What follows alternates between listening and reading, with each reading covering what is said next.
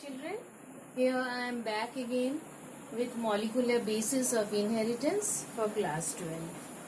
So children, in the previous video we had discussed about Griffith's transformation experiment and about what? Avery, McLeod, McCarty, what did they? They were bent upon proving that indeed DNA is the genetic material, and we discussed how enzymes were used for that experimental evidence. Now one step ahead. Okay, the proof, the experimental proof that indeed DNA is the genetic material was given by Alfred Harsey and Martha Chase in the year 1952. So children, this experiment now, in the previous part what we had discussed, of course according to the scientists, they had reached up to the conclusion that DNA is the genetic material, but that proof was needed for the world to believe that indeed DNA is the genetic material, and they are the person who is responsible for doing it. So let's start. Let's discuss that experiment. This entire experiment, what you can see, is known as the Harsey and Chase experiment. And what does it prove? That indeed the genetic material is DNA. Let's start. You know what? They took Harsey and Chase. What did they take? They took bacteriophage.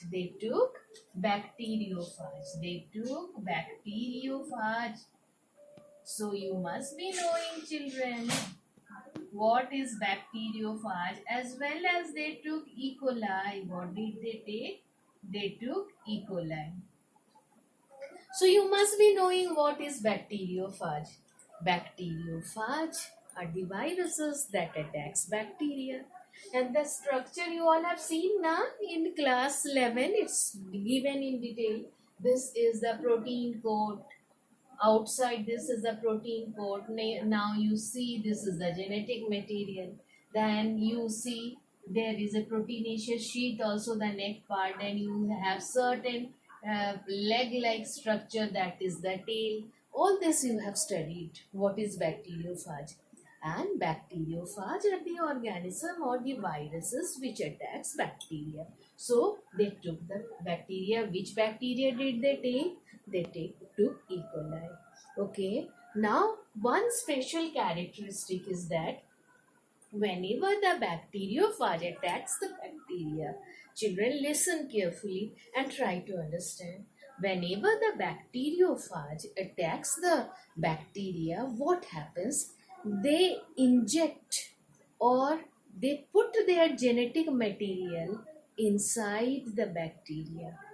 Okay, whenever the bacteriophage, that is viruses that attacks bacteria, they will infect the bacteria by putting their genetic material inside, and the bacteria will think it to be their own genetic material, because they do not have such recognition power that it is mine or it is others. So what the bacteria will think the genetic material of virus which has been injected into infected by infection, it has been put inside it as its own, and they will keep on replicating and they will keep on multiplying, and formation of various virus, now innumerable virus particles will be formed.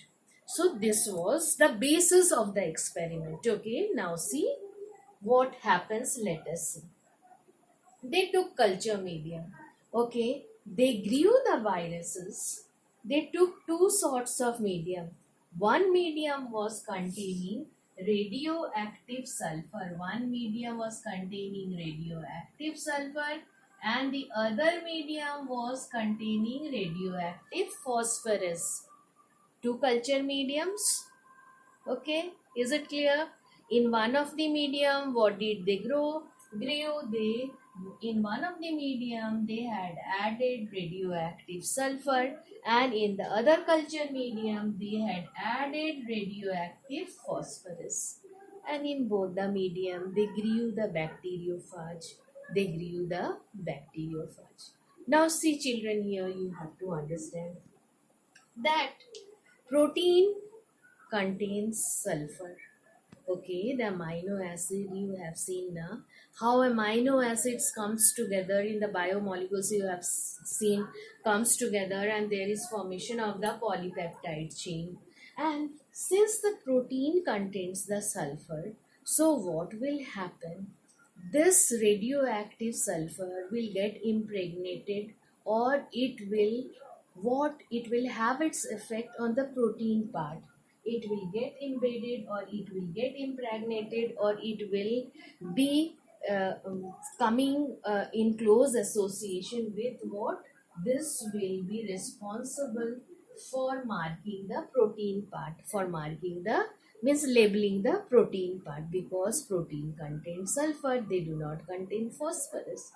Now the means the bacteriophage grown in radioactive sulfur will have this protein part. You see how radioactivity, the presence of radioactive sulfur is shown by means of color red color. Now what this phosphorus radioactive, since DNA contain phosphorus, so what will happen? Radioactive phosphorus will be present in the genetic material, is present in the genetic material. You saw wherever there is red, you will know that that part is radioactively labeled. Since the genetic material DNA contains phosphorus, so what will happen children? It will get labeled with the genetic material, but the protein part will remain unaffected, now this two lots of bacteriophage were allowed to now infect E. coli. Now let's see. Here you see, what you can see, that S35 radioactive sulfur has shown its radioactivity part, means the radioactive sulfur have shown its presence in the protein part, but the genetic material remains unaffected. When first stage, what happens? This entire experiment has been divided into 3 steps. First is infection, second is blending, third is centrifugation. First step, we will deal with the first step simultaneously, both the things. In the first step, what you see over here, the infection has started. The bacteriophage is infecting E. coli. When it is infecting the E. coli, I have mentioned earlier that it will put the genetic material inside. Okay, it's obvious infection through the genetic material. Here also, the second part you see, the other half, what? Here you see that the radioactive phosphorus is showing its radioactivity in the DNA, but the protein parts remains unaffected. So when it infected it, it also injected upon infection, the genetic material was passed to the bacteria. Next, the protein coat you see is not going inside the protein coat. Only the genetic material is being put inside by the process of infection. Blending. This protein coat needs to be removed from the surface of the bacteria, and they are done by what? By blending. Simple agitation will means just shut them off from the surface of the bacteria. Now what is remaining? The bacteria, as well as means they are being separated, but they are close together, but they are in the same field or in the same medium now. They need to be now. The next is centrifugation, means the protein coat or as well as means the supernatant as well as the bacteria need to be separated out. When centrifugation is carried out, children, This being the lighter one, okay, it will rise up. The bacteria with the genetic material will be at the bottom, because on density centrifugation the basic principle is based on densities. Now, what will happen? They are isolated upon centrifugation. This is also what the protein coats is there in the supernatant. You see what in the supernatant the protein coat is there, and the bacteria settling down. They are separated. Supernatant separated, bacterial material separated. In this case, what it is seen, the bacterial cell does not contain any radioactive phosphorus, but the supernatant which had the protein coat, it contained the radioactive sulfur. It contained the radioactive sulfur. So the bacteria, no radioactive sulfur was detected in the E. coli cell, but the protein which was there in the supernatant radioactive sulfur was detected there. And in the second case, the bacterial cell showed the radioactive phosphorus and no radioactivity was seen in the protein coat. So what it was detected?